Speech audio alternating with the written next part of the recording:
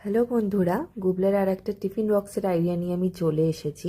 এটা ছিল রুটির মধ্যে জ্যাম লাগিয়ে দিয়েছি। যারা রুটি খেতে চায় না তাদের এইভাবে জ্যাম দিয়ে দিতে পারো, আশা করি খেয়ে নেবে।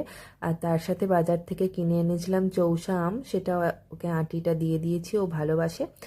আর ও বলছিল ম্যাঙ্গো স্কোয়াশ খাবে, তাই ঠান্ডা জল না দিয়ে গরম জল দিয়ে গুলে দিয়েছি।